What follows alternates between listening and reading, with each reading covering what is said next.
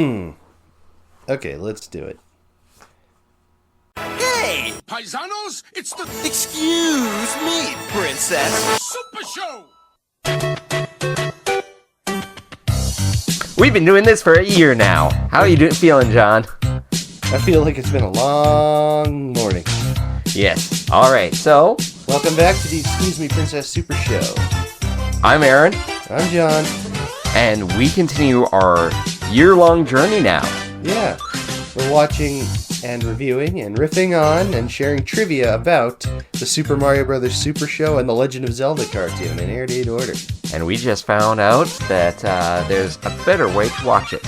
Well, yes. An easier way to watch it.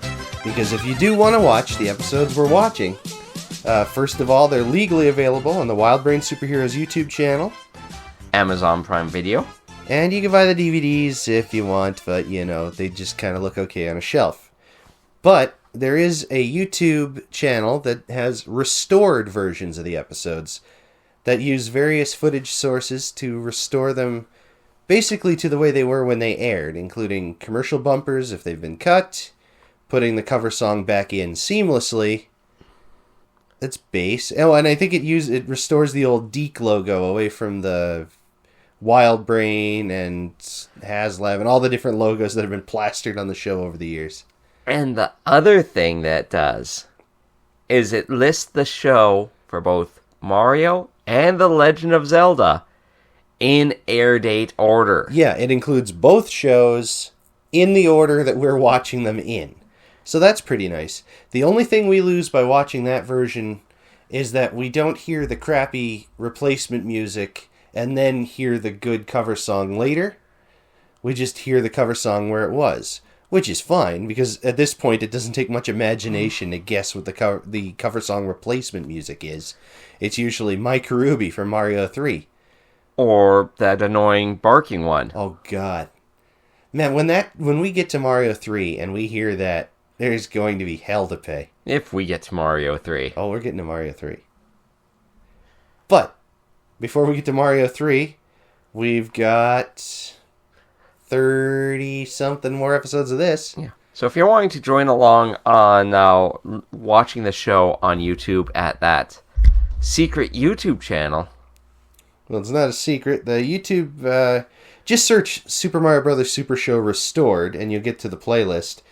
And special thanks to Ninja4561. Yeah.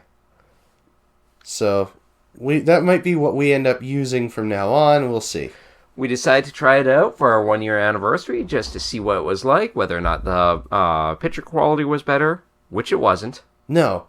And fair enough. There's only so much you can do without just restoring the whole thing with AI. The good kind of AI. Terminator 2? Yeah. Do-do-do-do-do-do. And this originally aired October 12th, 1989. So, getting into the live-action segment. Oh yeah, we didn't actually name the episode titles. It's Time Out Luigi and the cartoon Too Hot to Handle. So, Time Out Luigi.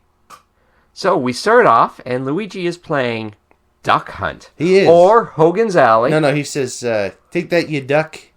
Yeah, but I say that towards any criminal I shoot on Hogan's Alley.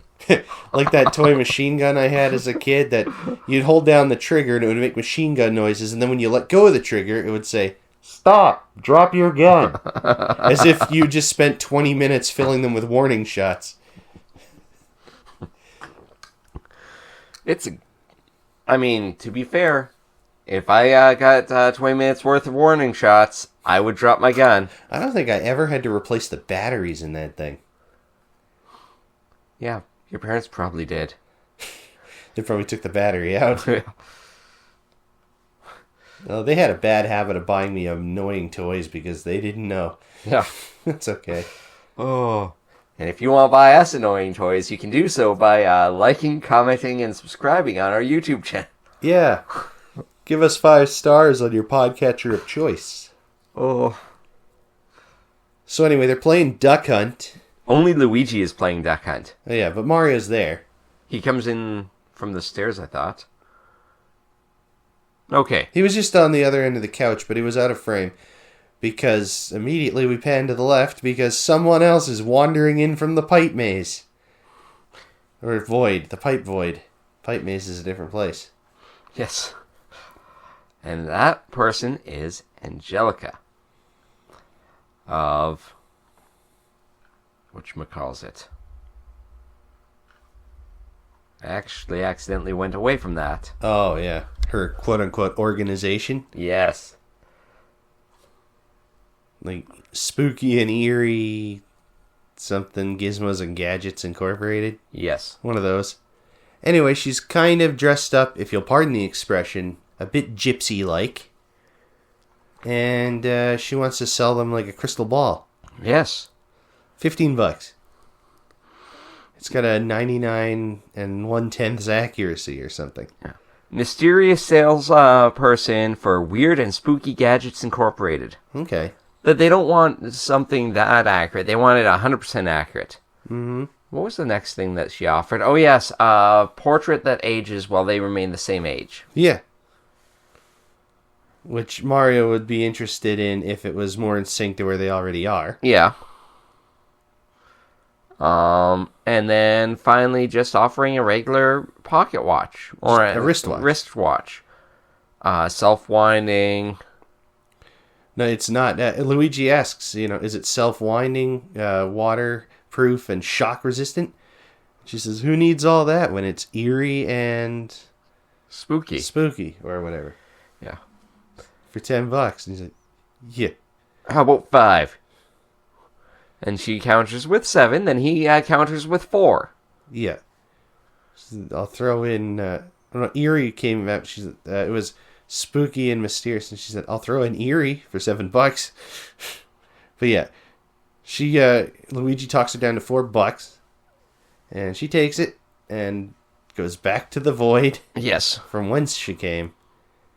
And Mario laughs because Luigi bought a watch that seems to be running backwards. Yes. And I'm sure that's where the story will end.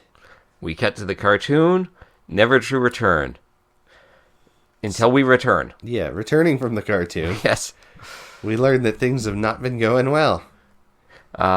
Luigi has been walking backwards, talking backwards, dressing backwards, and you can tell because his boxer shorts are on the outside of his overalls. Yeah. And he's been eating backwards, yeah. Which they visualize for us. And fortunately, it's not the first thing you think of having grown up in a post-South Park world. No, as he's eating, he's taking bites of pancakes out of his mouth and putting them on the plate. Yeah, and first we thought it was just bites of pancake, but actually, they filmed him eating a pancake and they're playing the footage backwards. That's why no one else is in the shot. Yeah. Because there's a cool moment where he pulls the syrup back up into the bottle. Yeah. It's like, okay. So it is backwards footage, and that was pretty neat. Yes. And Mario's had just about enough of this, but Danny Wells is putting in the work by actually... Now, he's not talking backwards like Zatanna style, but the words are reversed. Yeah. So, it'd be... About you talking are what? Yes. So... But he delivers it really well. Yeah, he does. And occasionally Mario will go and, like, when it's a longer stretch of words, actually say what Luigi just said so that we can catch it. Yeah. Which I appreciated. It's like, we're going to have to rewind that one so I can figure out what he said. And then Mario just said, it's like, oh, I don't have to rewind it. Well, as long as you catch a couple of the words, you can kind of... Yeah. Excuse me. But yeah, it was a good gimmick. And then Mario tries to take off the wristwatch, and he can't. Yeah, he kind of... The lights flash, and it makes like an electrocuting sound, but... And just as he says, oh, the watch must be possessed, Edison pops up from his manhole, asks what's going on. Yeah. And he's immediately covered over by the Mario cartoon face, the scene transition, for some reason. Yeah. It's like they're trying to censor him out. Don't censor my best bud, Edison. Yeah. Free Edison. Yeah, free Edison. Oh, is that his last appearance? I know he only had a few left. Oh. We didn't even look that up. We'll find out by episode 65. Yeah, if we never see him again, then that was it. Yeah. If we do, then it wasn't. And then the only thing that'll help Luigi, he says, is... he says clips from this week's Legend of Zelda, but he says that backwards. Yes. Not even going to try and do that one. No. We get more of the next Zelda episode.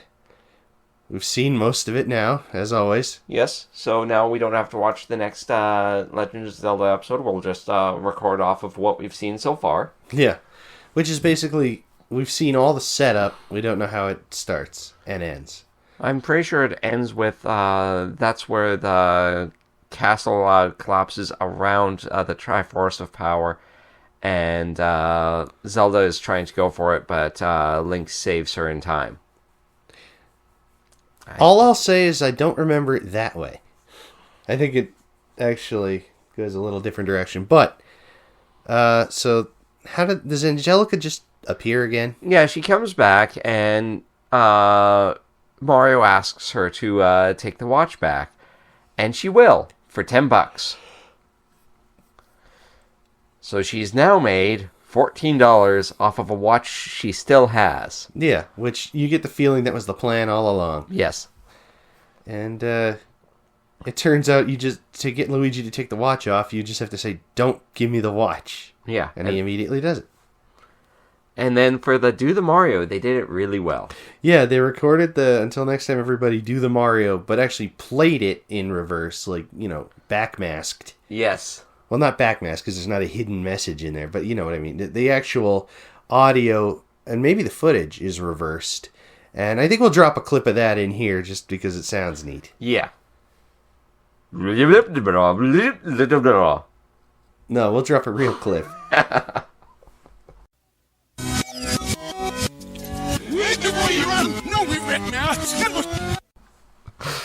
But yeah, so that is... Time Out Luigi. And I didn't love it, but you can't deny the work they put in on this one. No. Especially Danny Wells. He does a thing where he jogs around backwards. All the backwards talking, the backwards walking. I don't think he put much work into that backwards eating. He just ate a pancake. But that's okay. I'd like to get paid to eat pancakes. And after this episode, we're eating pancakes. And their Zapper for the NES, I noticed it was the gray one. Yes. So that's neat. You don't see too many of those. No. I did actually enjoy this one. It was pretty good in my opinion. Like, it wasn't the best that I've seen. No. But I mean, what's with these characters just wandering in from the pipe void? you see, I'm pretty sure now that New York has an issue with trespassing. Well, I'd believe that, but... And this one, it would make a little sense, because she's, how did she put it? Weird and spooky. Yeah. So... Yeah, you know what? You're right. For this character, it makes sense for her just to sort of appear. Yeah. But, like, what is the deal with that pipe void? We still only kind of know. There were some interesting angles of the set from this episode. The reverse angle of her facing the Mario Brothers. You could see there was a lot of those puppeted cardboard cutouts walking in front of the windows today. Yes. And you got more of an angle of where those windows are, at least in today's setup. I know, I was gesturing to Aaron to explain it, even though it doesn't help. But I mean, they were kind of over to the far stage left, our right, of the set, near where the garbage chute is, past the furnace thing. Yeah. Because, yeah, like I said, we've got it basically. Far left is the pipe void entrance, and then the little bit of stage set with the quote-unquote bedroom door, stove on left side, sink and mirror right side. Immediately to the right of that is, I think, the busted subway wall, the bathtub with the tomatoes, and the scarecrow. Just to the right of that is the stairs going up. To the right of the stairs is the furnace thing. In between those is one of the pop-ups for Edison. To the right further of that is the brick wall with the radiator tube. And then the garbage chute thing at the far corner. And then where their couch and TV and stuff, and those kind of slide around as needed, which is fair enough. Yes. But they're mostly in front of the stairs set. And anyway, that's enough about that. I suppose we should talk about the guest star. Okay. What do you want to know about Nedra Volz? What I want to know is why she seems so familiar. I don't know. Have you seen Earth Girls Are Easy? No, but I've heard of it. Have you seen Lust in the Dust? No. Have you seen All in the Family? Yes. She was Aunt Iola. Okay, is that a single episode thing? It might be. I think it was. Have you seen Dukes of Hazzard? I did when I was a kid. Back when they still aired that on TV. She was in 13 episodes as Emma Tisdale. Okay. She was in The Love Boat as dancing partner. Hmm. The A-Team and Night Court as Little Old Lady. Probably not the same Little Old Lady. But funnily enough, not the same costume party. Well, okay, I said that just as a McDonald's ad went by in the Roku screensaver. That is uncanny. Because if anyone doesn't recognize that clip, it's from the old Nothing Can Kill the Grimace from the Clerks cartoon. Look, does anyone have a question about the deadly virus that could kill us all? Could the virus kill the grimace? Nothing can kill the grimace. All right, we're done here. She was a Catwoman in Alf for 2 episodes. You don't mean with a whip, Catwoman. I do mean that. It's a really weird crossover. Yeah. She was in the Super Mario Brothers Super Show. But she didn't. She started off very young acting as a toddler in her family's tent show. As baby Nedra. Very good. Unfortunately, she didn't continue acting because she couldn't break into acting for her high school, so she switched to music. So in the 30s and 40s, she was doing blues music. Until 1973. When she went back to acting. When she got back into acting. Okay. Now, wasn't she also in Different Strokes? Yes. Okay. I think that's probably where I recognize her from. It's kind of coming back to me. I only saw Different Strokes a few times. Yeah. Unfortunately, she did pass away in 2003.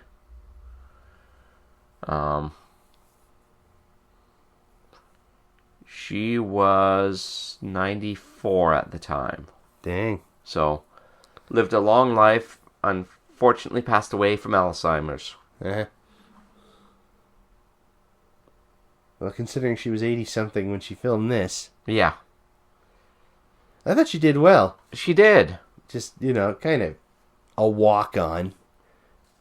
I would say this would probably be top, or strongly in the middle third. I think that's fair enough. For me, mostly on the back of all the work that Danny Wells did into the backwards stuff. Yes. Which, again, how often are these saved by just the effort put in by Albano and Wells? Like 110% of the time. Pretty much. I mean, there have been a few of the guest stars who are really nailing it. They like the plant guy, not the guy in the suit, but the Dr. Toby. Yeah, as well as Ernie Hudson, Mm-hmm. which I was really expecting after that being episode 5 for more high-end guest stars throughout the show, but Yeah.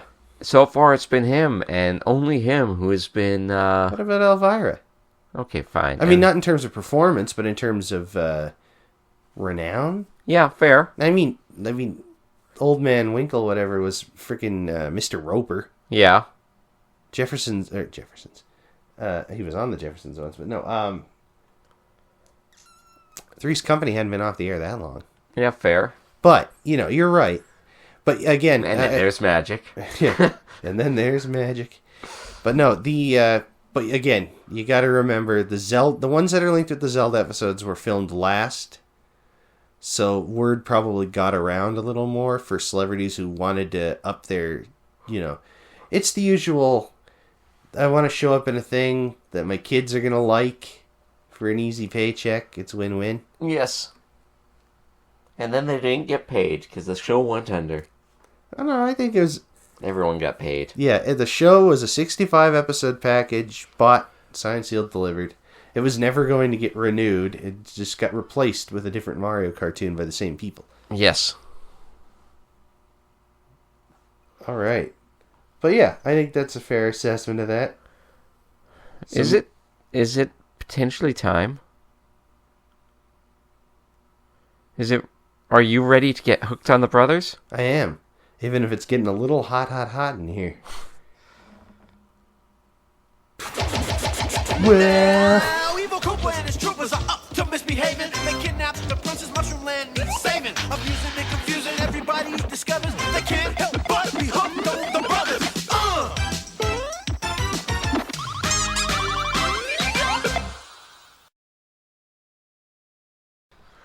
all right. The cartoon we're looking at, Too Hot to Handle, which Aaron 100% correctly guessed would be a volcano one. Yes. A direct parody of a movie that has not come out, where they have to deal with the sewers filling with lava. Okay, yeah, you weren't... Well, there's lava tunnels, but I mean, that's inside a volcano base. Yeah, that's the volcano base that was missing from the Bond parody. But they had plumbing that they had to do in it. That's true. But they find plumbing where there isn't any sometimes, but this time there was. But we'll get to it. So, the crew are on their way to... Was it just the Lava Kingdom? Paradise Island? It wasn't Paradise Island. Where the Amazons are known to be. It was... Lava Land. Not Lethal Lava Land for Mario 64. With that demonic face in the picture. But they're on their way to the island of Wacky Wacky. Ha ha ha. Because they want to meet the fire god, who is apparently promised to use his power to free the Mushroom Kingdom people from King Koopa. So it's another one of those washout episodes where just to get to the end, when they leave, this fire god's not coming with them. No. So they get there, and they're greeted by a bunch of actual mushroom people again. We're back into the Mushroom Kingdom with mushroom people. Yeah. One being particularly happy at this point. Yeah. And they're all wearing, like, grass skirts and lei. Like, they're Hawaiian tourist types. Yeah. Only one of them's got a noticeable tan. He's also got one of those weird Hanna-Barbera Flintstones mouths. If you know what I mean. I don't. The way the bottom lip and top lip, they kind of curve outward a bit ducky, and there's the line all the way down. Yeah. Now I'm it's a Flintstones mouth. Yes. Anyway, this guy is Scooter. He's kind of the local leader. Yeah. And he has a surfer sort of accent, not in a dude way, but more in a dude. Yeah. Yeah, we take our orders from the fire god, and we take our job very seriously, and everything here is paradise. Yeah. But the ground begins to shake, thinking, oh man, is it eruption time? We're in Pompeii, and it's volcano day.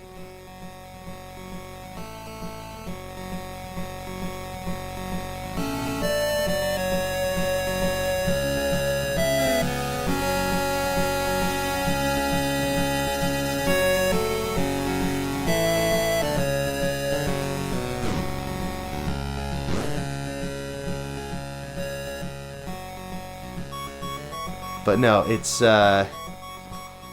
King Koopa's in the volcano. He's got the fire god in a jar that's literally keeping him on ice. Yes.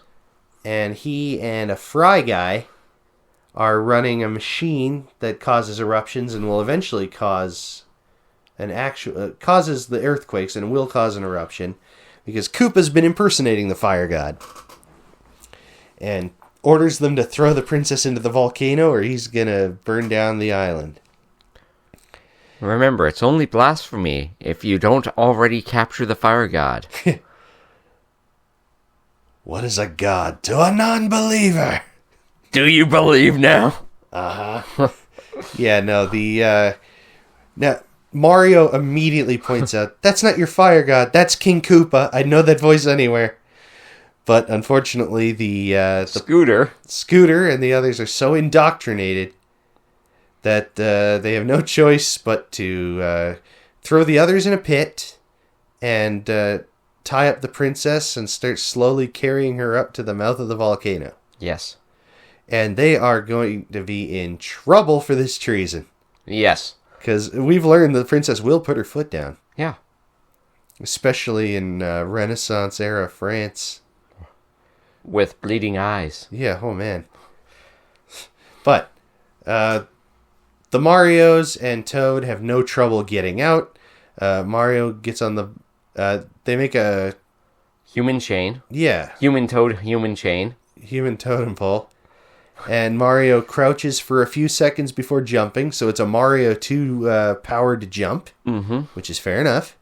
And they easily get out of the pit. Mario gets to the top, and they climb up. And they've got to find their way. They start working their way up the mountain. But meanwhile, Scooter and the other guy... Is he Bingo? I forgot to check who Bingo was. He might be Bingo. Bottomless. Probably Bingo. But anyway. We'll mention, when they were capturing the princess, the guy who was particularly happy became particularly upset. He did.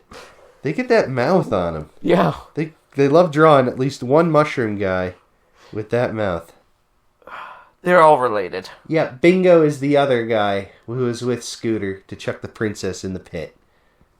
So, anyway, but as the Marios are escaping the pit, we cut to the top where Scooter and Bingo are getting ready to throw in the princess, but then they realize, wait a minute. It's not sundown. It's not sundown. And Koopa, as the fire god, had ordered them to throw the princess in at sundown. Yeah. So they just set her down and sit there. That's going to be an awkward silence. Huh. And Koopa decides to remedy the situation by picking up a different microphone than the one he used and saying, at the time of the tone, the time is sundown. And, it must be an early sundown. We're skipping a little ahead. Yes, I realized. So go ahead. The Marios and Toad run into an Astro on AstroTurf. An Ostro on eating AstroTurf. It's just a square of AstroTurf on the side of the volcano that this Ostro is eating. And hey, they're going for a ride. Yeah. But they get ambushed by a whole bunch of shy guys. Throwing bombs? Throwing bombs. Yeah. Yeah. Which are, they're exploding off screen but behind them, so it's fine. It works well enough. There's one point where they're climbing the mountain and it's obviously just a flat shot of them walking, tilted at an angle, Batman style. Yes. That was kind of neat. And I think same with the Ostro riding at the 45-degree angle. Because all volcanoes are at a perfect 45 degrees. It's perfect science. Yes. It's the rate that the lava flows out of it causes it so that it can be no more or less than a 45 degree. Yeah. So, but they find a patch of pineapples. Yes. Now, pineapples don't grow in the ground, do they? Not like that. Let me see how pineapples grow. I had to look up who Bingo was. Pineapples grow. They actually do. Really? I'll be damned. Magic wand, make my pineapples grow. Not quite like that, but yeah, they grow. There's Yeah. Do pineapples grow on trees? No, pineapples do not grow on trees. Pineapples are They are the trees. herbaceous plants that grow from the ground, Well, there you go. not from the trees. But these are more like pineapples just sitting on the ground. Yeah, it's upright. pretty much like that. Really? Yeah. Well, fudge. Anyway, they start chucking pineapples at the Shy Guys, Mario 2 style. Clears them out pretty well, and they're back on their way. And that's when the clock starts moving because of Koopa ordering them just to throw her in. And they get there too late to stop them. But fortunately, they chuck her in to the waiting arms of a Shy Guy on a ledge. Romance is in the air. Yeah, I thought that was soot and ash. And so much ambient heat from the lava that they should all be dead. We're only going to mention it right now. It's a classic cartoon case of lava only burns you if you touch it. Yeah. And yeah, then Mario says, it was all a trick by King Koopa. It's like, we already knew that. You already knew that. You said it was. Yeah. But that confirmed it to the morons. The children watching Yeah. who forgot Them what was too. said like 3 minutes ago. Yeah. The people who choose to watch this. And how do they get inside the volcano? Do they just jump in? I think so. Yeah, and land on the same ledge. Yeah. But they do the smart thing. They sneak in. And they see, we see Koopa gloating that now that he's got the princess, it's time for the Shy Guys to start inflating his fireproof escape boat. Which they refer to by that name a few times. The fireproof escape boat. The fireproof escape boat. The So inflatable fireproof escape boat? that's the one. They got to start inflating that fireproof escape boat. That's inflatable. Yeah. But they're how- just inflating it with a bellows, which is a nice touch. But because otherwise the kids might wonder how what looks like a standard life raft is going to stay afloat on lava. Remember, if you have an inflatable raft, it will not work on lava. No. This is a PSA from Aaron, the volcano hater. It's true. He is that. He's a hater. And so they find the machine. Toad, Mario, and Luigi find the lava making machine, and though it hurts them to their very soul, Mario and Luigi have to fudge up the plumbing in it. They clog it up. Intentionally. They literally undo any good plumbing that was done on it. And they even mentioned that it went against their nature. Yeah. And they did what they had to do. Meanwhile, Toad is distracting King Koopa by just jumping around and dusting off that old chestnut of calling him Koopa the Stupa, which you hear a few times in the show, and it's always lousy. So what I'm hearing is what they did for Queen and Country. Yeah. Oh. What I did without choice. In the name of peace and sanity. But not in the name of the doctor.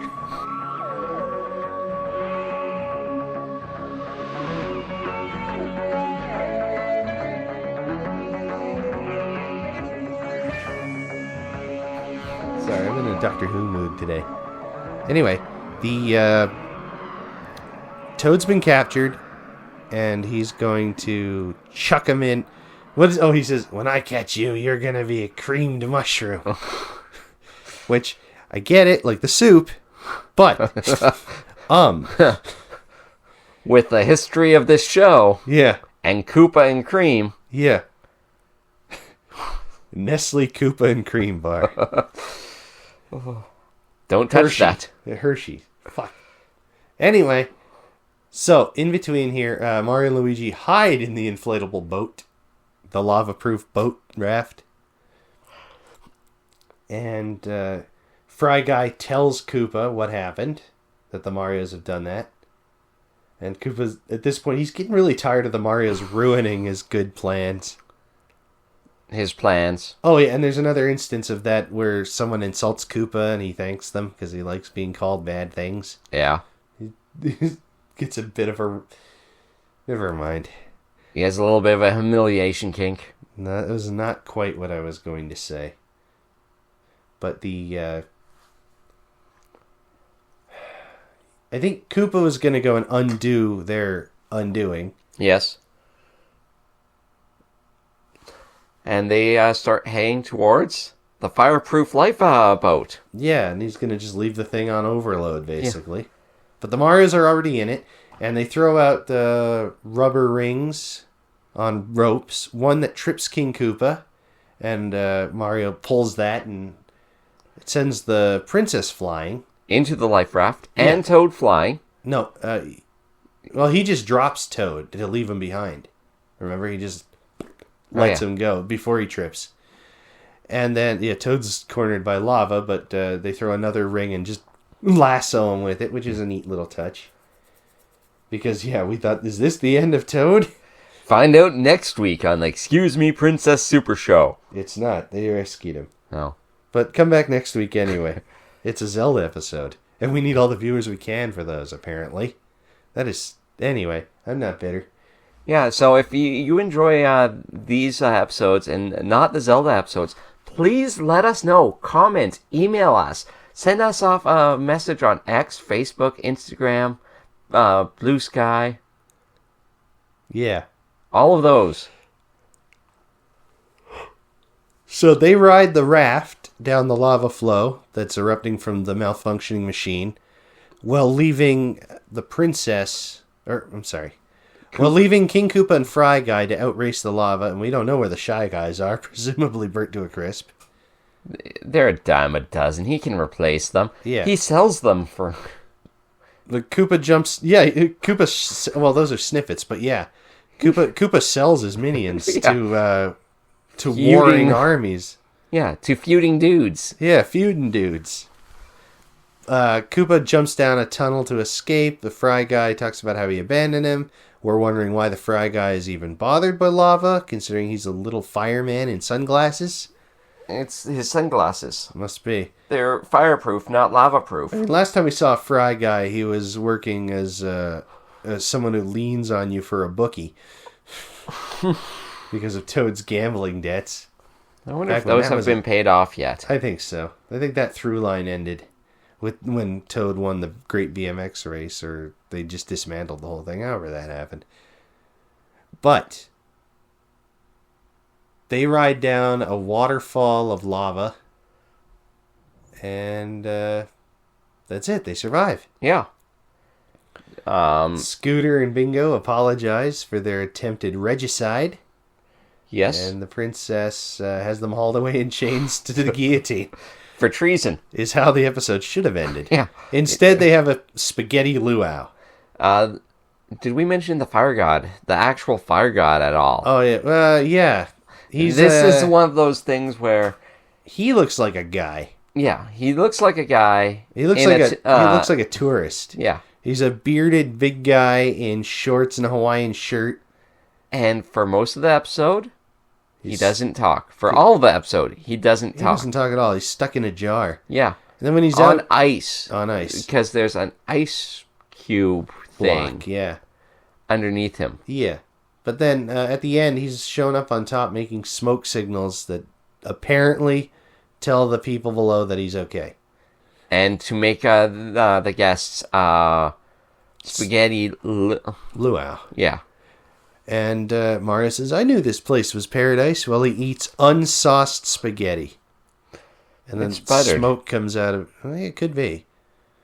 Smoke comes out his ears. Yeah. Because it's too hot to handle. But he's smiling. And at no point did we mention the cover song. No. Because we're used to having to make a separate trip for it. Yeah. We go back to the store for the cover song because we forget it every time. The cover song, and as well as it wasn't as prominent of a cover song as some of the past ones. No, it was used at least twice, I think 3 times. Yeah. And it was Hot, Hot, Hot. Yeah, in the style of Buster Poindexter. And I mean, it's that song. It's the ole, ole, ole, ole, hot, hot, hot. You know, how many commercials have you heard it in? Yes. You know, it's that song. And if you want to hear it again, special thanks to the Super Mario Bros. Super HQ channel on YouTube. Link in the description below. Right here.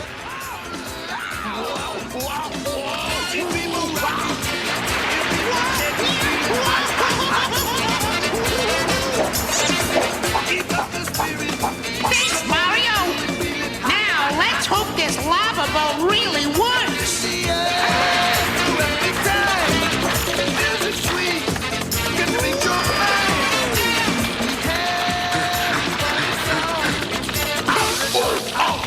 Get you for this, you meddling Marios!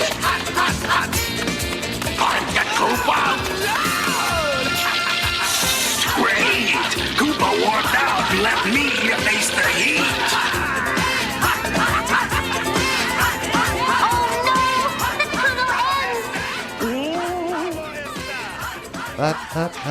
Now, from what I remember, they didn't have the ole ole part in the episode, which is why I had a bit of trouble recognizing it at first.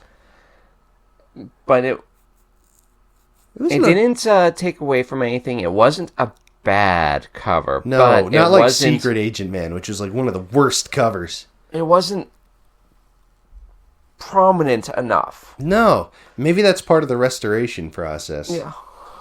It's more organically woven in. I don't know, but it was all right, and it fit the scenes okay, because it was like they're jumping over lava, and it's going hot, hot, hot. Yeah. You know, it's fine. It's an adequate cover job. I don't think it matched the animation, but it didn't mismatch the animation, which we've seen sometimes. Like, even as bad as that Secret Agent Man cover was as a cover, it was timed with the animation. And with Luigi repeatedly bashing the giant buff Red Grant Koopa Troopa over the head. Yeah. I will also say with this episode, I was expecting the passive power to go up. Yeah. Instead, they did plumbing. They went back to their other thing. Yeah. Which was good. I like a bit of plumbing in my Mario. Yes. You know, if you can't get game stuff, which we got a bit of, you get plumbing. But overall, the episode was... It was all right. It was... You know, we're only a third of the way through, but it's like... This was a classic-style Super Show episode. Go into a place to look for a guy who's going to help, and he doesn't, and Koopa's there causing trouble already. Let's see if we can list other episodes like this. All of them, but... Well, almost all of them. Let's list But this is like King Mario of Cramalot. Or another one that I was not the biggest fan of, Pasty Pete and... This was very much in the vein of... what is that actually called? I don't know. Pasty Pete the Witch Doctor. I know you seem to have lost your hang-up about calling him that. Sheldon the Witch Doctor. That episode was called Jungle Fever. Yes. And it had that song in it. Yeah, it was very much like that. Yeah. Although I'd say a little lesser in terms of being an episode of TV. But it's that style. It's a very standard... If there's a cookie cutter template for the Super Show, it's this. Yes. It's kind of a drop-in. If it's not a parody episode, it's one of these. That's kind of the three pillars of the Super Show. Or sometimes it's a parody and this, like The Adventures of Sherlock Mario. That's true. Yeah, that wasn't parodying a specific Sherlock Holmes thing. Fire of Hercules was very much like this. Yeah. Yeah, there's character parody, story parody, and then actual Mario stuff. The Great Gladiator gig was not like this, but... It was more like this than like the others. I know, but they weren't there for anything other than a pasta feast. That's the fourth pillar, in being invited to a place for food. That's true. Yeah, the tapestry's a little richer than we've been giving it credit for, but only because we're bothering to look at all. But all right. Butch Mario and the Luigi Kid, what were they there for? They were... That's a good question. That's so long since I watched Butch Mario. I think... They show up in the western town. They weren't there to look for something. Was the princess already captured? And thrown down the well? So that's another thing, is if... oh yeah, is the episodes that start with the princess already kidnapped. Yeah. Which there's only been a couple of. But that's enough. Yeah. There was Butch Mario, and there was the riverboat one. And there was one more. One of our favorites, actually. Do you, Princess Toadstool? Did that start with her already kidnapped? Already kidnapped and the mushroom people already stoned. Ha!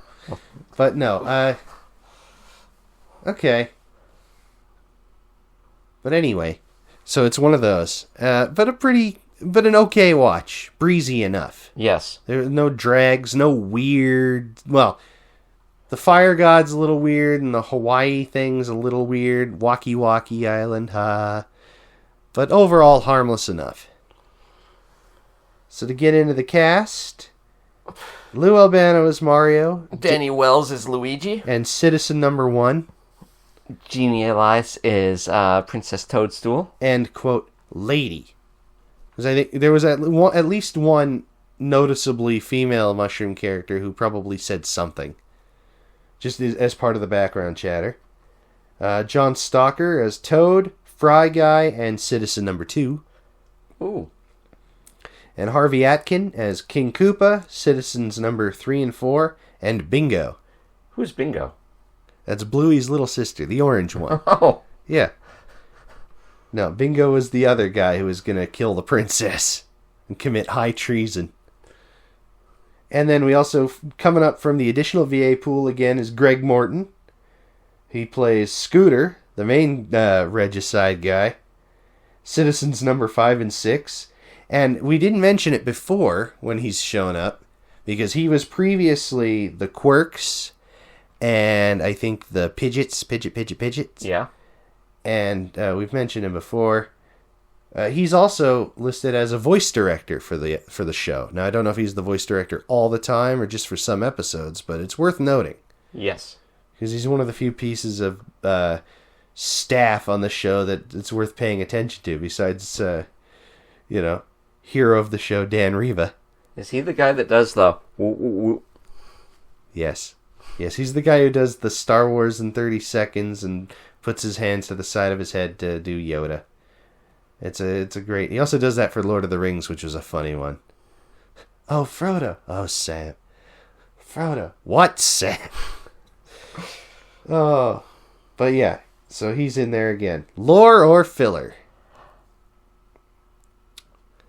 Filler. Yeah. This is a classic Super Show filler. It doesn't bother you. You could cut it out and it never mattered. Yeah. But it's not a bad filler, but not a good filler either. No. And not the trash that should have been taken out. Yeah. And there was a little bit of referencing to actual Mario with, like you said, the charge up jump. Yeah, that was nice. There's a little bit of emotional lore with showing how much they just test doing bad plumbing. Yeah, that's just... They take their plumbing very seriously most of the time. Just like in the movie. Yeah. Just like in both movies. Yes. All right. In terms of ratings, I'd give it a 5.5 attempted regicides. And I would give it a 5. A perfect 5.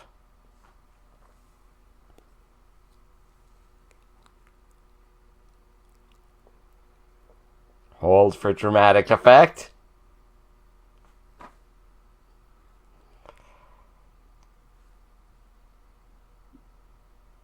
Volcanoes. Ta-da!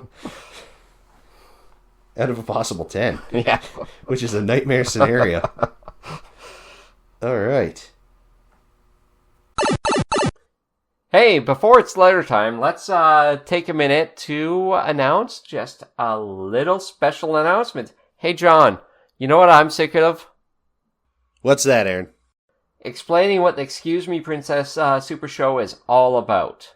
It seems like I have to go, well, you see, one of the characters is annoying. And go from there. Can we do something about that? I know I've had similar trouble with relatives. Oh, you have a podcast? What's it called? I tell them. Well, what does that mean? Well, you see. So, yeah, we've decided as part of our plans for after our 1-year anniversary to try and branch the show out to give it a name that doesn't suck and doesn't require a 10-minute explanation. Unfortunately, we couldn't work on the name that didn't suck, so we just switched to cutting down the 10-minute explanation to 3 minutes, 32 seconds. Yeah, it's a personal best. So to properly lead into it, even though this episode is our 1-year anniversary, we have a couple more in the can, so we figured it'd be easier to do a clean break after that point. So, starting on episode 31, our show will be known as... Wait for it. Hold for suspense.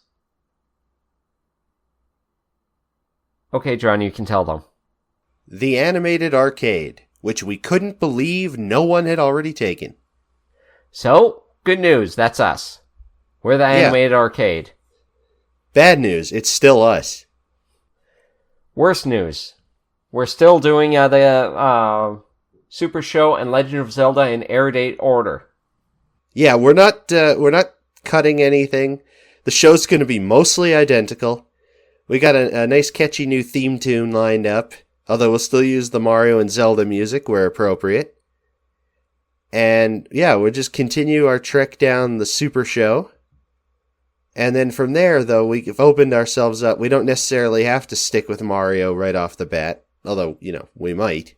Yes, but now we open ourselves up to different shows, such as the Street Fighter show, Mortal Kombat. And everyone's favorite, Saturday Morning Supercade. And Captain N.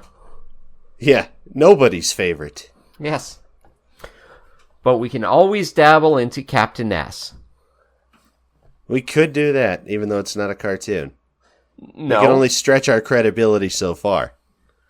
But I think it would be worth a while just, one episode, maybe, for something.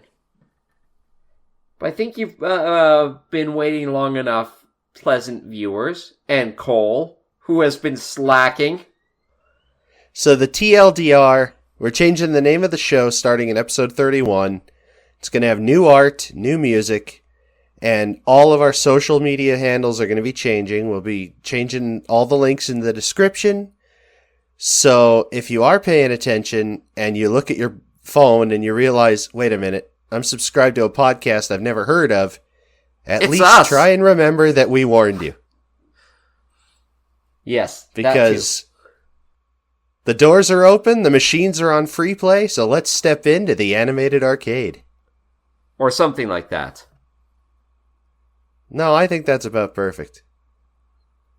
And speaking of perfect, it's letter time. It's letter time. Hey, it's letter time.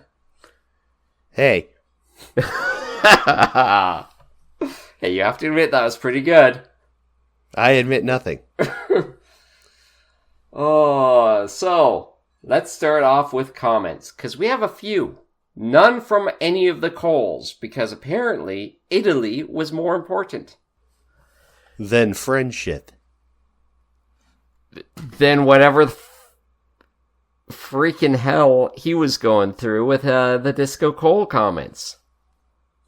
But Linola Cola picked up the slack and has hit off a few fantastic comments. All right, let's hear them. All right. So let's start off with one from Koopenstein. So Koopenstein was the doctor and the monster? I can't help but think Koopa and Peach are inside a cheese roll or cheese house for that screenshot. Oh yeah, I took a photo. I can't remember the screen grab for that episode exactly, but it was in the cave in the mountain. And of course the mountain is full of holes because it was the Swiss cheese Alps. And it was right before Koopenstein's epic fight with the Robo Koopa on the cliffside, and where there were...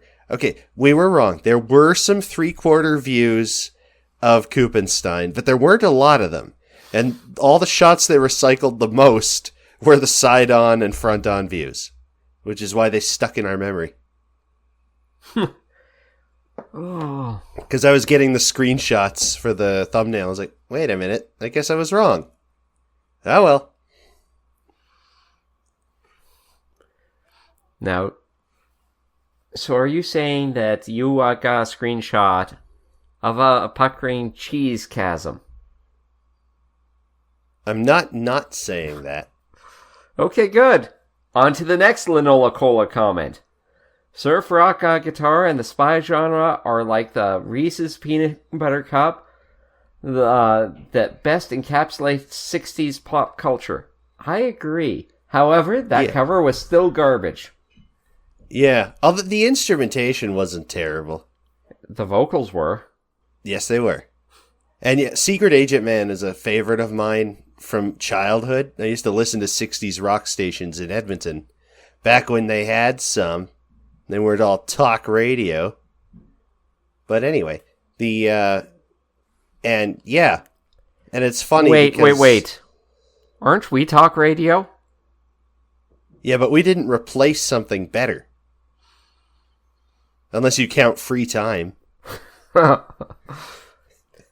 Enjoying my drive in silence. Enjoying my drive with screaming toddlers next to me. Enjoying my drive with terrible rap music. Enjoying my drive with... Wait, you've been driving with Edward? Oh. Not Sorry, recently. Ed. Come on the show and defend yourself, you bastard. Yeah. Defend your honor. Show me that you have what it takes. Mm-hmm.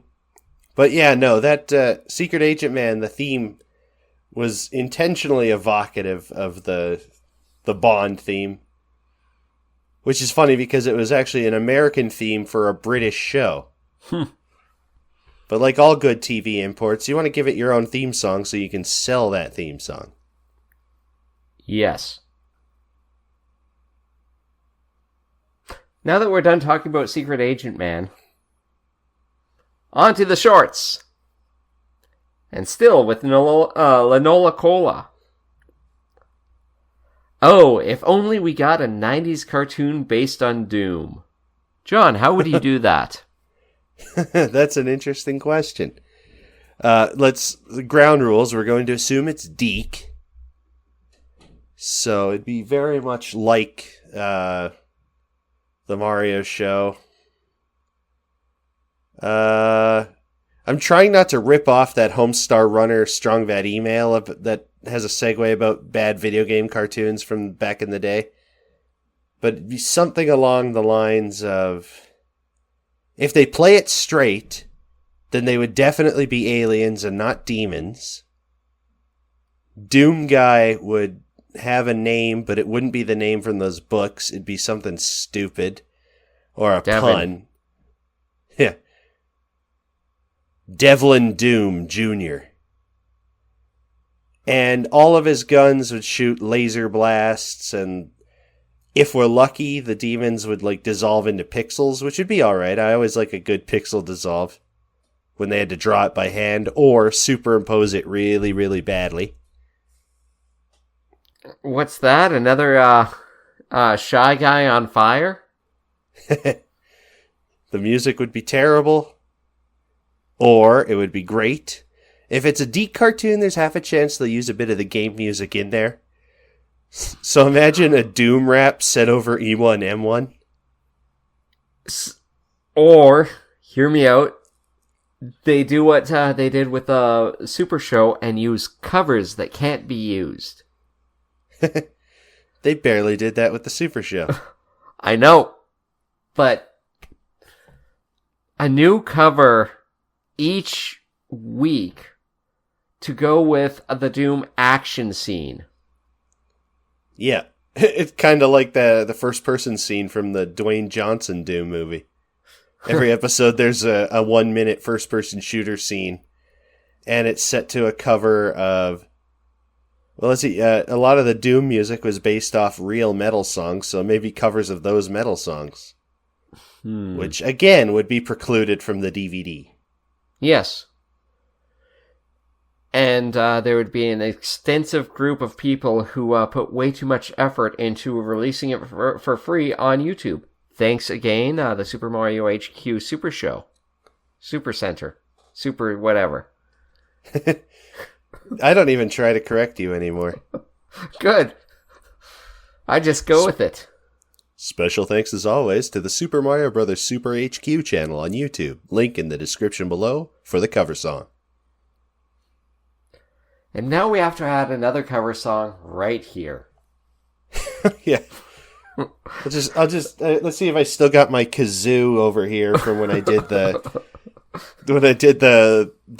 quirks doing Wrath of Khan.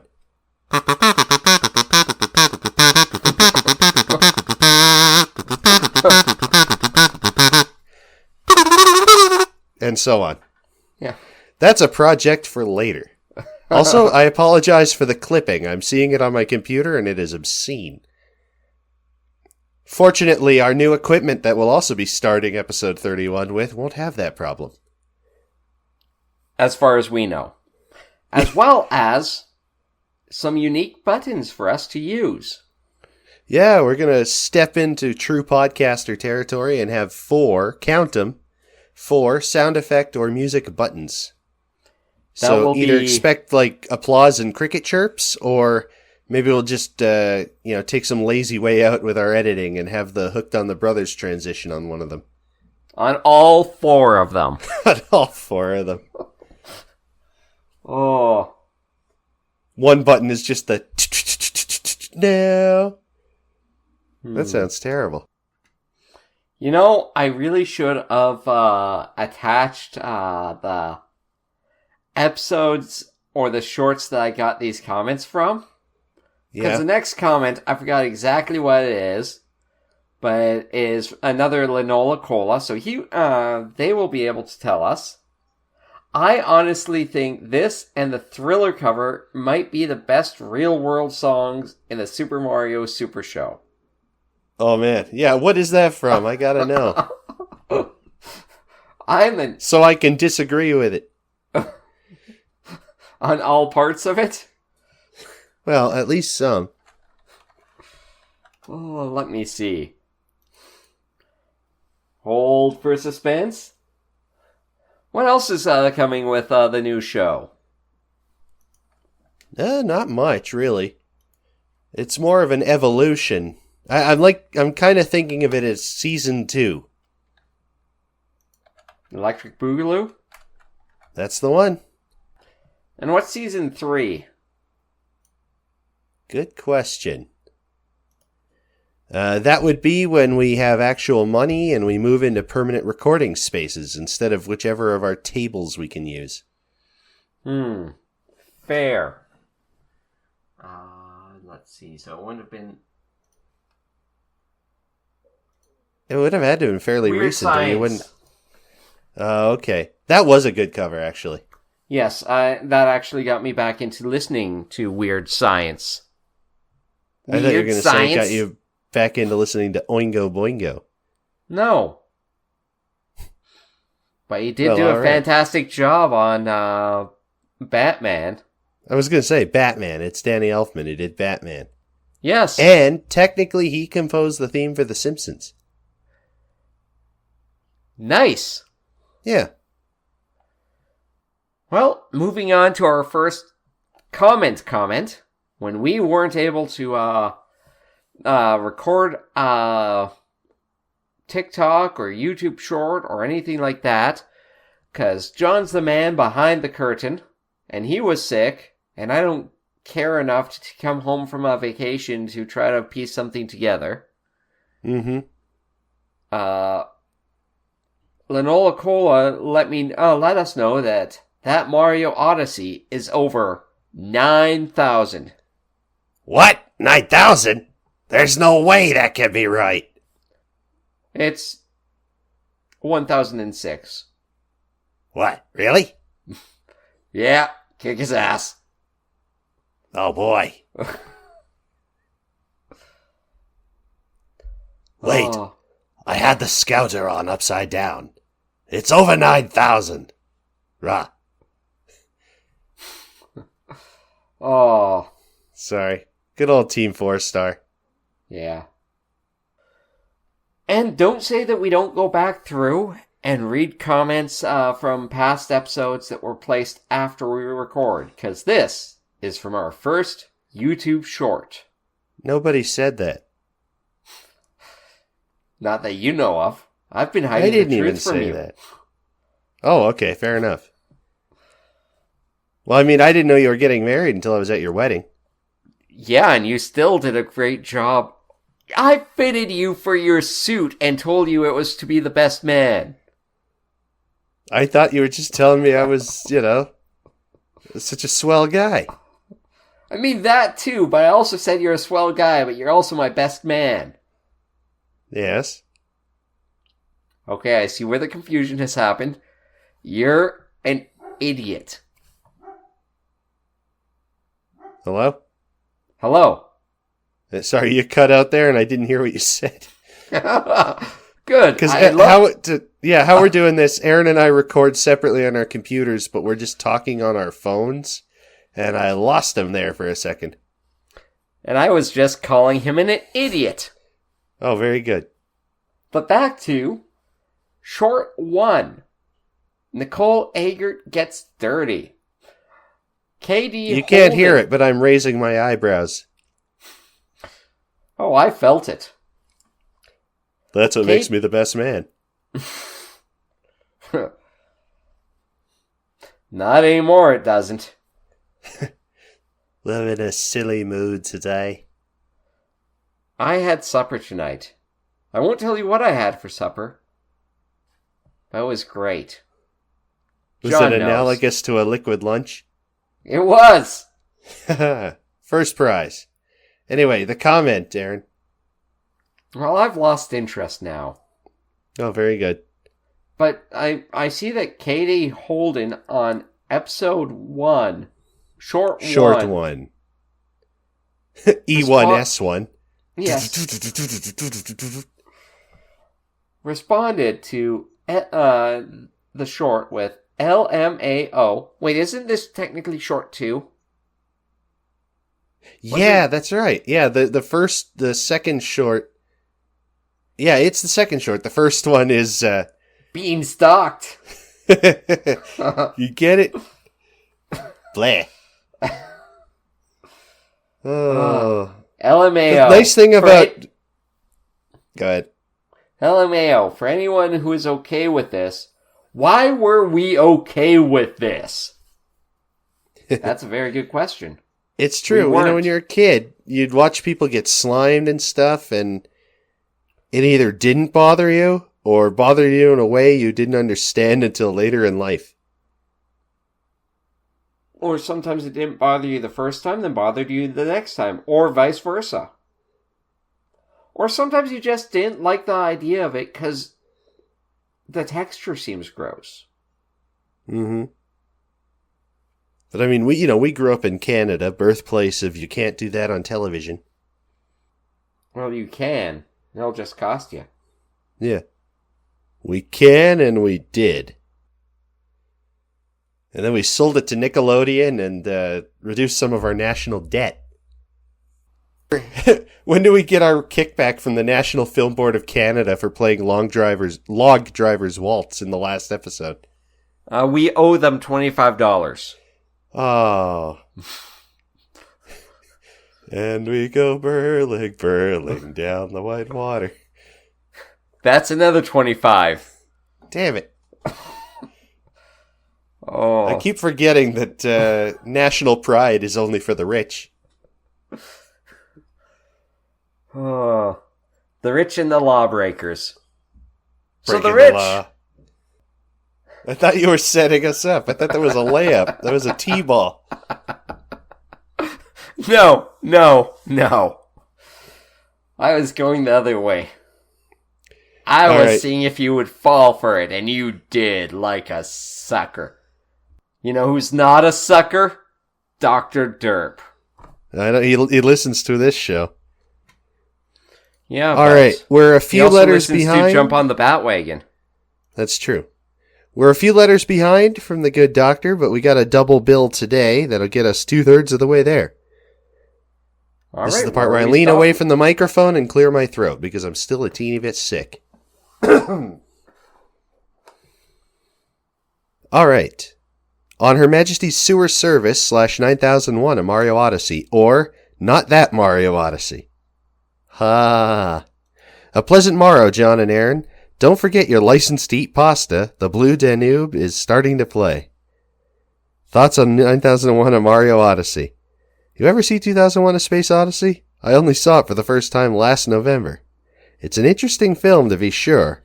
More so for its artistry and thought-provoking imagery than for any individual characters, with Hal being the exception that proves the norm. I finally get why this one-eyed Snoop has been parodied, referenced, and otherwise alluded to so dang frequently over the years. It's like, I don't think he ever called himself One-Eyed Snoop, but then I read the rest of the sentence. He gets the best dialogue and has the most concrete motivations.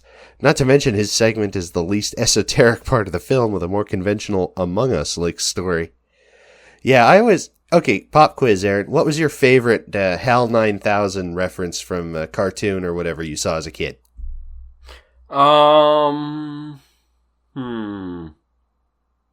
Daisy. That. Yeah. Yeah, but I mean, what was that in? Oh, what was it in? Yeah, I'm like, maybe I could have been clear. What not HAL reference in a show or cartoon from your childhood or, earliest possible recollection is a favorite of yours? I really liked the parody of him in 9001 or 9000 A Space Odyssey. Now that's a true-to-life parody. Yeah. No, I actually don't. This is one of the things I struggle with. John knows how bad I am with remembering things from my past, and that includes remembering parodies, because parodies are based on they're usually the worst parts of the movies, but you remember them because they're the worst. Yeah, and because they've been parodied. I don't know. I don't remember too many from when I was a kid. The old single red eye computer. I guess technically I was still a kid in 2000. And when they did it as the third episode of Stone Trek. Oh yes, well, technically episode good. 3 and 4. Yeah. Okay, short version, and leave a space for me to put in the theme song here. Stone Trek was it's a web cartoon from 2000 to 2006 or so. And it's the Flintstones version of Star Trek.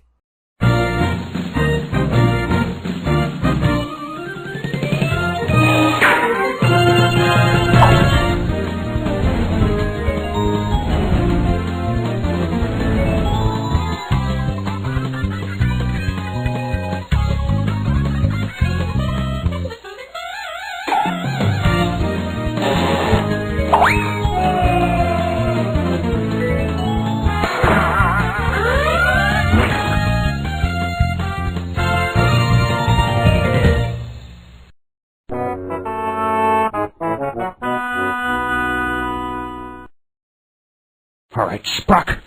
What did you do to yourself this time? He got stung in the ears. By alien bees, can you believe it? His ears? Oh, no. Listen to that weirdly placed heart of his, okay. Give him a life-saving blood transfusion, maybe. But touch those pointed monstrosities! Damn it, Jim. I'm a doctor, not a Q-tip! Starring Captain James T. Kirkstone of the Stone Ship Magnetize and all that. And it's up on YouTube now in fairly high quality. I recommend giving it a watch, but remember when it was made. It's actually where I get my Bones McCoy impression, as I'm imitating it more so than the thing. But anyway, that one of its episodes is 20,001 BC, A Space Oddity. And that includes, lots of homages to the film with the crew of the Magnetize finding the ship and running afoul of its Hal, which I think they just call Hal. It's like, I'm sorry, Dave. I'm afraid I can't do that. Dave? Who's Dave? Just open the pod bay doors, all right? Stuff like that. And it's, watch Stone Trek if you liked Star Trek and the Flintstones. Or even just one or the other. But if you liked neither of them, watch something different, like the Super Mario Super Show. Yeah, I was going to say, if you don't like either of those, you could still like, comment, and subscribe. Anyway, paragraph 2. I could probably write a lengthy essay about the societal implications of the show's HAL parody being a standard desktop personal computer with the iconic HAL camera shooting from the top like a monolith. But in 2024, there's more disturbing conversations to be had about artificial intelligence. It's a silly pizza-making machine. It's not like they'll copy-paste HAL's internal conflict from the movie verbatim or anything. Oh look, they copy-pasted HAL's internal conflict from the movie verbatim. Did I mention the movie was pretty good? Because the parody is honestly better than it has any right to be. The presence of HAL already elevates it, but the gags with the food orders are pretty dang funny. I'm sure it would be even funnier if HAL's voice didn't blend in with the background music. Yeah, we had problems with that. Oh. And none of this old garbage has subtitles anymore. Maybe if we had a VHS tape of the episode, it might have a closed captioning track. Heck, it would be Heck, it would be funniest if the inevitable HAL turns on the Mario Brothers bit wasn't HAL hypnotizing them? Like he does in his famous movie role? Right before Shere Khan shows up asking about the whereabouts of the man cub. I guess the punchline is Mario eating the horrible pizzas is funny, except, is that really out of character for Mario to do? Well, no, that's why it's funny. He says, let in, what bad pizzas? That hamburger pizza looked pretty interesting. I'd like to try that sometime. Just buy 6 McDoubles and pop them on a couple pepperonis. I guess the punch... standard cheese. It has to be a standard cheese, and you have to melt some extra cheese on top so that you get that bubbling. Ooh, that sounds good. I think we have to do that in a week. In a year. Heck, we even saw him eating the dog biscuit one before the Zelda clips. I guess it's true what they say about hypnosis. You can turn a horse into a chicken, but you can't make it drink water at the same time, or something like that. Anyway, Muppet in a can is better, and I'm not going to interrogate the cosmic space baby about the last few power moons. Moving on. Thoughts on Her Majesty's sewer service. I absolutely adore the art decoration for this episode, or at least the opening bit. I was going to say, you're treading on some thin ice there. I think we're done with this mailbag.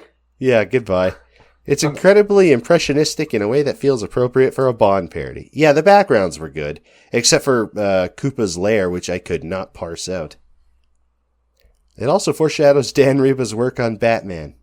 I hadn't thought about it that way. James Blonde, in addition to having a reasonable parody name this time around, is given the classic comic book square jaw, and Coop Finger looks snazzy. No, he does not. He does not. This is one of those things where we will die on this hill. Mm-hmm. The art direction for the character designs were the worst ones we have seen in any media to date. It's up there. It is up there. This episode should be a case study on what not to do. It's also a war crime. Everything's a war crime with you. This is just a really great Bond parody, nothing more complicated than that. You get the familiar plot beats, such as gadgets or the Fort Knox heist, and some time-tested gags like the confusion over single initial aliases or the fact that Fort Knox parody is a giant piggy bank. Something like the giant piggy bank. Yes, although we don't know how they got all those coins into their little nose van. Something that caught me off guard was how buff the Koopa pack had become. Oh, it only just caught you off guard, did it? It didn't fill you with dread and disgust? The only thing more concerning... Rage of 1,000 suns? Yeah. The only thing more concerning is Mouser's, quote, disguise of choice this time around. Don't get me wrong, Oddjob is one of the greatest Bond villains, but was that really a good idea, Mouser? Oh well, at least he doesn't try to change his accent. Yeah, except when Koopa Troopa's voice comes out of him. In that one scene. I also have to circle back. Oh yeah? Yes, familiar plot points, such as the gadgets. The gadgets usually are used later in the movie, not new ones being used that were never discussed. Yeah. I mean, it's a familiar plot point if you watch Inspector Gadget by the same company. The action and the wit in this cartoon rivals the likes of the Great BMX Race and Butch Mario. Not Toad Warrior tier by any stretch of the imagination, but really solid. There are so many ways the tune could have slumped like others that came before it, but it consistently keeps the momentum. I mean, yeah, I guess structurally it was fine. But, oh man, those designs really just got under my skin. Oh yeah.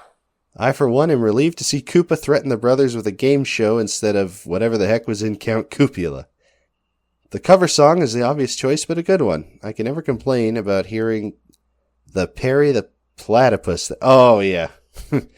I can never complain about hearing the Perry the Platypus theme. I mean the Teen Titans theme. I mean Secret Agent Man in a good cartoon. Yeah, it's true. Did you ever watch much Phineas and Ferb? Yes.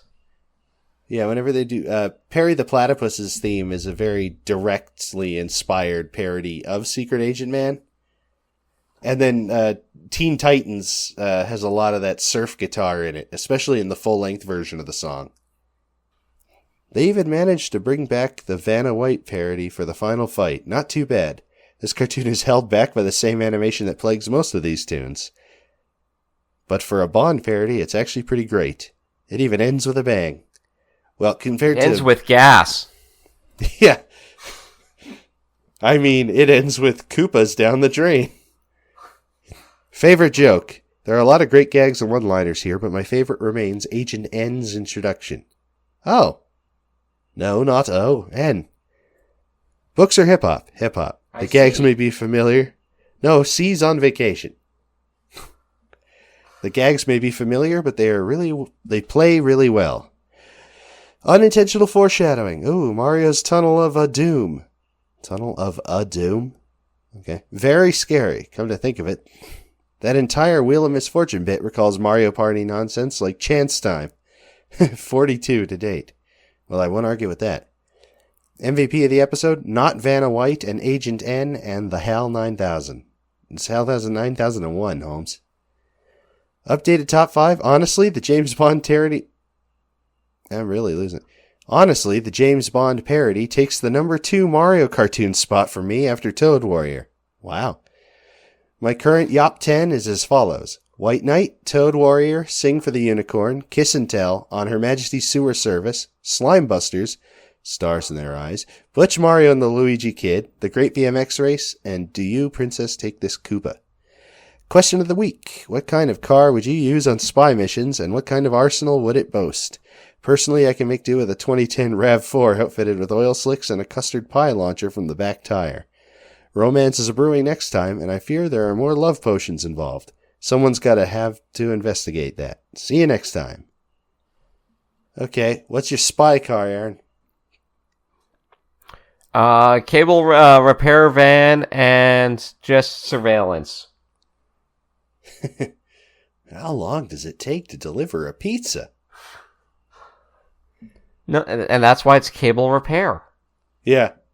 Yeah, do I default to my work vehicle of a delivery truck? I mean, and what? You just drop the balls of water out the back? Oh man, those things weigh like 45 pounds. That drop is going out Donkey through Kong a windshield. Hey, he's still got it. There, you answered for me. Thank you.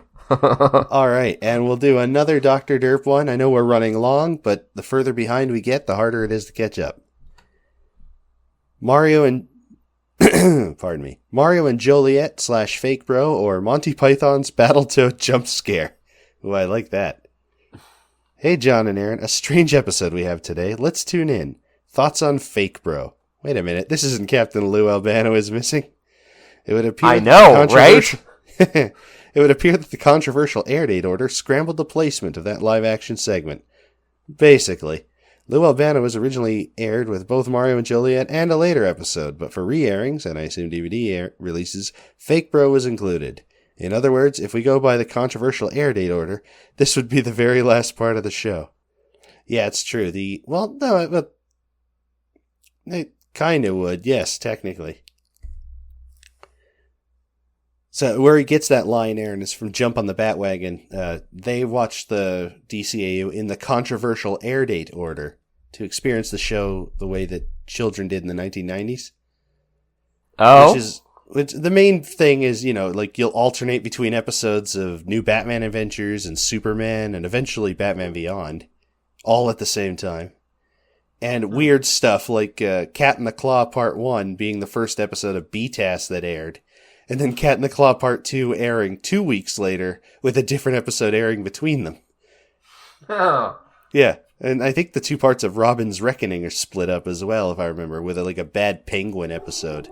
Which doesn't really narrow it down, but And your dogs are barking. Yes. Alright. Seeing as the Wild Brains version of the episode includes Fake Bro, and I'll never get an organic excuse to talk about this bit again, I might as well talk about it here. If this isn't what you two watched or talked about on the podcast, then that's on you. Don't worry, it was. Yeah, I know. Ideally, we would try to read these letters on the episode that they're for, but we may never quite get there. But we'll try. Catch up, and then we'll be lazy, and then we'll have 4 weeks of catch up, and then we'll be lazy, and then we'll have 6 weeks of catch up, and then we'll run out of mustard, and we'll have to go out, and all they'll have is the value pack that has mustard, ketchup, and relish, and we'll have to catch up. Yeah, and then you got another 2 bottles of relish in the fridge, because hardly anyone ever uses the relish, but you always have to buy the value pack. It's just a better value. You get 3 condiments for the price of 1.5. Even if you don't use the relish, you're still ahead. And even if you're predisposed to better mustard than standard yellow. And even if it's Heinz. Actually, no. If it's Heinz, we leave it. Yeah. We're a French's family as well. Mostly because of the way Heinz upped sticks and pulled out of Canada, the bastards. But anyway, seeing as here we go. Anyway, Fake Bro indeed. It's me, John Candy. Don't you recognize me? By its very nature, the segment is carried by the Fake Bro himself, and for what it is, I think Pietro's role in the segment is quite amusing. His obvious bullshitting is fun to watch, regardless of whether it's rehearsed or made up on the fly. It is a little concerning that he knows so much genuinely personal information about them, though. It's not like social media was a thing in the far-gone days of the 1980s. What cements this as one of my favorite live-action segments to date, though, is the punchline. Pietro may be crazy enough to bluff the Mario Brothers, but the IRS? No, thank you! Sorry, have you seen that clip with the Joker? Yes. I'm going to put it in here anyway for anyone who hasn't. From Joker's Millions. 137 million? Yes, and if I don't pay up, I'll go to jail for tax evasion. I'm crazy enough to take on Batman, but the IRS? No, thank you. Have fun paying your taxes. Thoughts on Mario and Joliet? Holy shoot, why didn't anybody warn me this was a war film? I need to call up the Academy before they start registering Oscar nominations. It's a little late. Yeah, just a bit. But if you send in your entry form right now, you might still make the draw.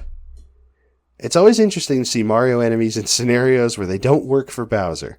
That's why I have a soft spot for spin-offs like the sports and RPG games. Too bad Koopa is involved in this episode anyway. Are the Sniffets, Albatrosses, etc. citizens, plants, or mercenaries? You make the call. Slaves. Mercenaries. Ooh. Dissension. It's oddly in character for Koopa to start a civil war between the farmers from Ocarina of Time for his own amusement and profit. Or at least about as in character as talking to his own reflection Norman Osborn style. We can officially add warmonger and war profiteer to his list of crimes. Yeah, well, and I know John did. Yeah, we added one of those for sure. It's also really fun to see Princess Toadstool in the role of diplomat, yeah. It's something that's hinted at every now and then, but I think this is the first time we see it in action. Speaking of action, this gets pretty intense by Mario standard. One of my favorite gags was the Sniffets tearing the Monty Python-like cathedral apart from the inside. Yeah, I wish I had thought of Monty Python when we were trying to figure out that art style. Because there's a lot of that... it's not Terry Pratchett, but it's a name like Terry Pratchett. Terry Pratchett's an author. But who's the guy who drew the foot and all that stuff for Monty Python? I'm a fake fan, I don't remember. Terry Gilliam. Did you just search and find it better than I did? I said, who did the animations for Monty Python? Yeah, Terry Gilliam. I searched who drew the foot on Monty Python, and it was Agnolo Brunels. Co-authorship, alright. Anyway, if anything stands out as weird, like Oddjob Mouse are weird, it's the freaking Battletoad that drags the crew into their prison cell. Oh, hang on, I skipped ahead. Monty Python like cathedral apart from the inside. It also gets pretty creative, like Mario making a makeshift bridge by rolling a pile of logs into the moat. That felt like something out of the games even. Yeah, specifically that level in Mario 2 where you're hopping along logs on the waterfalls. If anything stands out as weird, like Oddjob Mouse are weird, it's the freaking Battletoad that drags the crew into their prison cell. Where the heck did he come from? I guess he vaguely resembles something between the Were-Turtles from Count Cupula and that one boss from Paper Mario. Slightly less unnerving is seeing that Koopa Troopas rip off their own shells to use as a shield against Super Mario. Talk about resourceful. Even though it shouldn't work. With how satisfying the final action beat was, I was caught off guard by the last-minute appearance of the cover song. Yeah, so were we. Yeah. Especially because now we've been watching the restored version with the song originally in it. So we don't have to play our game of guessing where the cover song will be, which honestly we might go back to because I think that's a bit more fun. In some ways it definitely is. A good pick, maybe too obvious, but no worse than fashionably late. Like that wedding crowd. Talk about a bunch of cardboard stiffs. This is another premise that could have easily wound up stupid, but works incredibly well. It's got a nice energy to it, the animation is great, and the art design of Loveland is pretty impressive, albeit Monty Python-like at times. I even like it better than some of the Zelda cartoons. Come to think of it, the way this is paced almost feels like a Zelda cartoon. They even build a construct like in Zelda. Pardon me. Favorite joke. Not a funny episode, much closer to Zelda in tone, but the cathedral falling apart, well, every is in it stands out. I think that was supposed to be, well, everyone is in it, stands out as a memorable and amusing highlight. Books are hip-hop? Books plot, hip-hop animation. Unintentional foreshadowing. As I alluded to, the Warring Kings resemble the Lon Lon Ranch guys from Ocarina of Time. Not unintentionally foreshadowing Mario games, but I still count it. Well, yeah, especially because those two brothers, Talon and Ingo, look like Mario and Luigi. The magic mirror also feels like something that would pop up in the games by now, but you might have to stretch it to include stuff like the Mario 64 mirror room. I'm also iffy on counting the Battletoad as unintentional foreshadowing for the aforementioned Paper Mario bosses. You know what I know for a fact is in Mario Party, though? Mario rolling on a log. That was one of my favorite modes in Mario Party 7 back in the day. Not to mention, we see a Koopa Troopa without their shell for the first time, like in Super Mario World. No Koop finger doesn't count. We agree on that. Yeah. Well, I'm at it. Might as well count When the Moon Hits Your Eye as foreshadowing Mario Teaches Typing. 46 to date. Yeah, Mario Teaches Typing, Aaron, has one of the first instances of Charles Martinet as Mario. And at one point, a 3D Mario head does sing, "When the moon hits your eye like a big pizza pie, that's amore." And then makes a joke about an eel, like a moray eel. Get it? I did it funny. MVP of the episode, that stinking Battletoad. Yeah, shame he didn't live long enough to get the award. Yeah. Updated top 5. I hate to cave into peer pressure, but hearing the episode on Her Majesty's Sewer Service forced me to look at my list and ask, have I misjudged Butch Mario just because I didn't like Toad wearing a vaguely offensive outfit? The conclusion I've come to is, yes, I did. And it's not even the worst look Toad gets on the show. Updated Yop 10. White Knight, Toad Warrior, Sing for the Unicorn, Mario and Juliet, Kiss and Tell, Butch Mario, On Her Majesty's Sewer Service, Slime Busters, Stars in Their Eyes, and Great BMX Race. Also, while Fake Bros doesn't crack my Yop 10, it does crack my top 5 live action segments between Alligator Dundee and Dance. I wouldn't put it that far up, but I think that placement is about right. Yeah. It was a funny one. It had a good hook. Yes, it was a much better one than, any of the Magic Johnson, any of the Fake Cher. Mm-hmm. Fake Bro was better than Fake Cher. Every day. Fake Bros before anyway. Yeah, I think we called it a back to basics one. In the good way. All right, question of the week. Think up a character redesign weirder than the Oddjob Mouser or at least the Battletoad. I propose taking Birdo and redesigning her to resemble the Maleficent dragon from Sleeping Beauty. Okay, so like a skinny Thunder Birdo? Things are getting hot next time around. Until then, Go-Go Gadget Giant Monty Python Foot. Wowzers. Okay, so... No. It is not Go-Go Gadget time.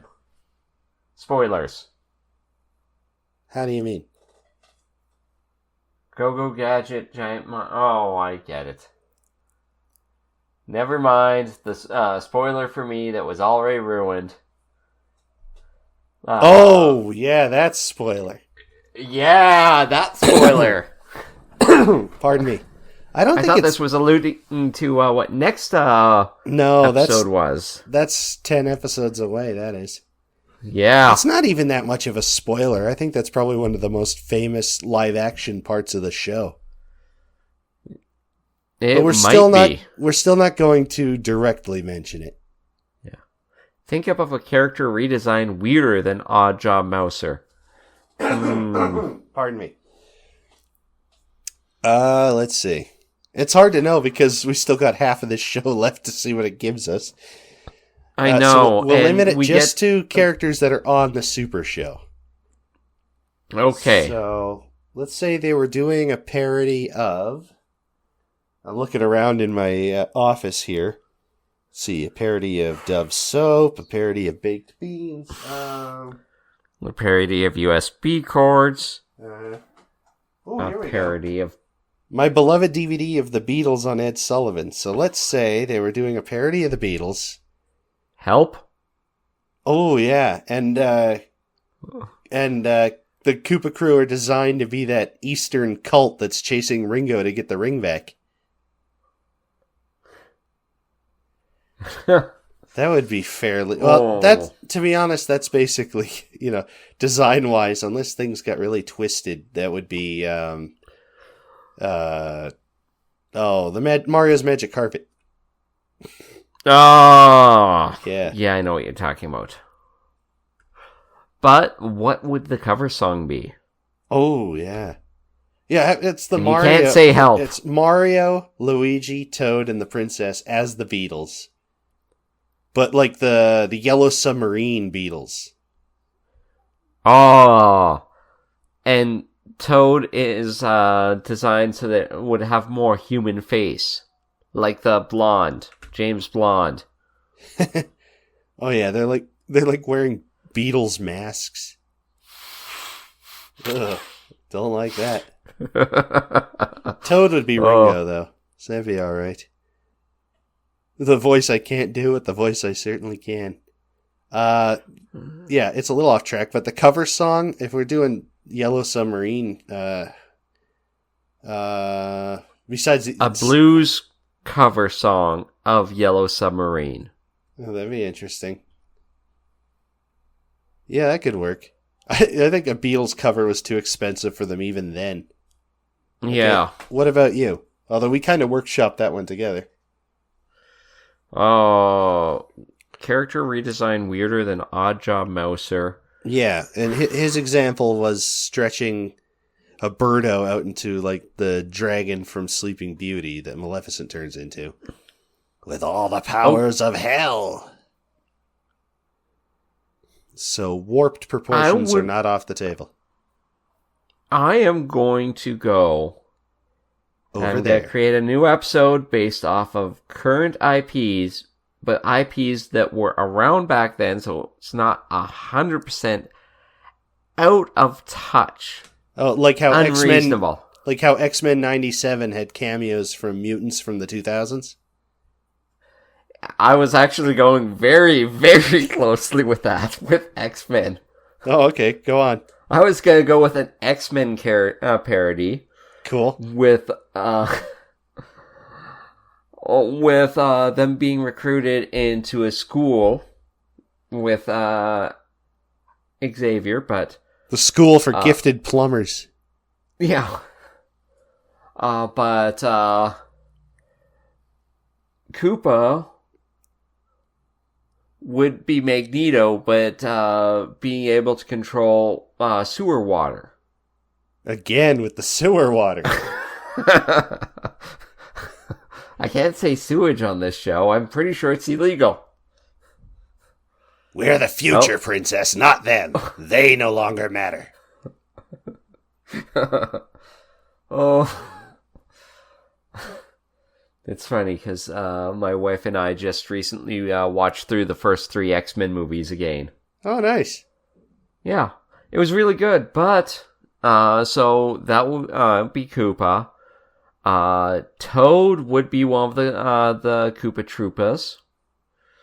Pyro. Toad? Toad isn't from the Brotherhood, not Toad from Toad from Mario. You know, from the Bible.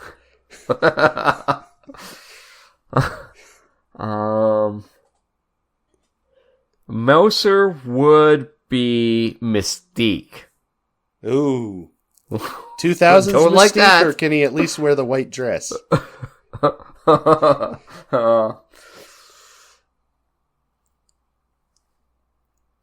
Nope, 2000 Mystique. Damn it. Tri-Clyde would be... Ooh. Pyro. No. Duplicate. Duplicate? The one that can make copies of himself, used in Last Stand. Oh, I'm not sure. I can't remember that one. I know who you mean. I can't remember their name. Multiple Man. No, that figures. Jamie Medro. Okay. Oh, who's gonna be the Juggernaut, bitch? Oh. Shy Guy. Not so shy anymore.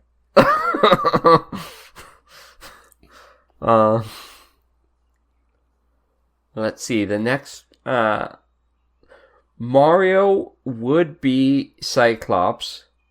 Luigi would be Wolverine. Oh, with plumber's helpers for claws. Yes. Toad would be Rogue. No. Who do you think? Yeah, okay. Toad is Rogue. It's your thing. And the princess, if she's not Professor X, or did you say she was? I did not say she was Professor X. Okay. Just of, say, the movie version. I'd like to see the Princess's Storm. I think that'd be cool.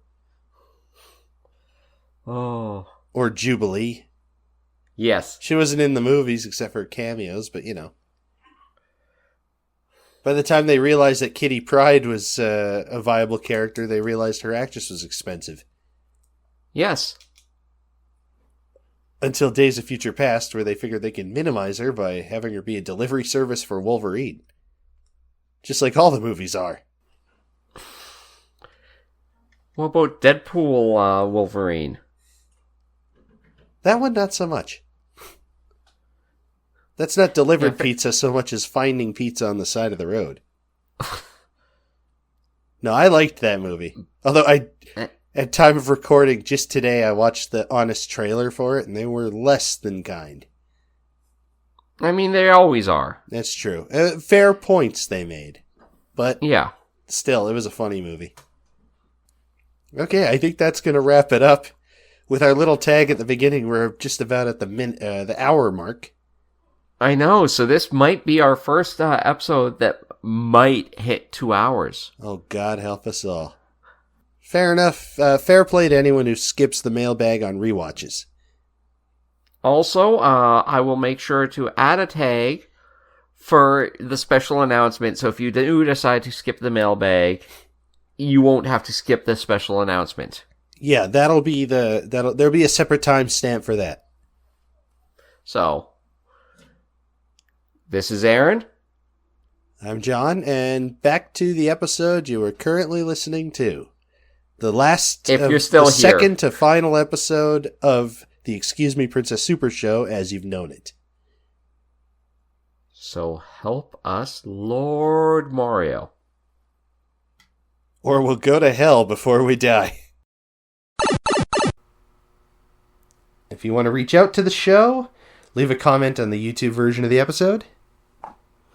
You can send us off tweet on Twitter X at Excuse Me Sup Show, because Super Show was 2 characters too long, and we're the 2 characters. That 1 year ago we tried that. I'm bringing it back for just this episode. That's great. Perfect. Also, send us an email at excusemesupershow@gmail.com. You can follow us on Facebook, TikTok, YouTube at Excuse Me Super Show, and Instagram at Excuse Me Princess Super Show. Yeah. Check out our best of clips and cover song comparisons there. Upload most of the time on Wednesday. There was a bit of a delay on the most recent one at recording, but that's a self-imposed rule. Yes. Okay, predictions for next week. And I did remember it was a Zelda one when making the run sheet. Unprompted. Yes. I'll have you know. I was actually going to let him make the mistake this time because it's our 1 year and it would be great if he made that mistake. Even though I didn't make that mistake until like episode 4. I know, but... Or 5. Well, 4. 4. 4, episode 5. So the live action segment, Tutti Frutti O Mario. Is this going to be the first instance of an ad being used within the show for Tutti Frutti Loops? The hell are Fruit Loops? The hell are Tutti Frutti Fruit Loops? I don't know. We'll find out next time. I guess. Let's hear it. My guess, because I have no idea, is Carmen Miranda parody with the hat. Okay. With the fruit hat. That's Carmen Miranda, right? Maybe. Yeah. Oh, Carmen freaking Miranda. Okay, and the Zelda cartoon episode next time is That Sinking Feeling. And we've got a pretty good idea of the setup, at least. The castle is sinking into the underworld. That's Ganon's grand plan to get the Triforce of Wisdom. Instead, it almost backfires, and Zelda almost gets the Triforce of Power, ending this series for good. It does not end that way, but we'll find out next time. Yeah, it certainly could have. And yeah, that's the long and short of it. We've seen it in the preview clips. The castle is being pulled underground by what looks like a magnet in a bubble. So, we'll see how that bubble gets burst next time. Because until next time, I'm John. I've been doing this for over a year. Yeah, welcome. Thank you for tuning in for a year to everyone who has so far. Thanks, Cole. Yeah. Special shout-outs to noted viewers. Yeah, Cole, Ed, Lanola Cola, Dr. Derp, Mike, John. Yeah, I listen to this show at least once a week. And Aaron. I also listen to this show as it releases because I find John hilarious. But yes. It's also the only way we hang out anymore. It really is, and it's kind of sad. Yeah, well, that's always the way it goes. Don't date your coworkers, guys. Yeah. So So we'll see if it gets sadder and sadder as we go. Because until next time, everybody, Do the Mario! You ready for pancakes? yes. We're back. Yeah. John forgot about something. Yeah, we had our pancakes, and that gave me clarity enough to realize we didn't talk about the episode's writers. Which is good, because there's not much to talk about. No, I'm going to do that right now. The episode was written by Peter Norris and Brad Wilson. And according to IMDb, the only thing either of them have ever written is this episode. So that's the long and short of it. Good night, everybody. We will see you next time on The Legend of Zelda. Mm-hmm.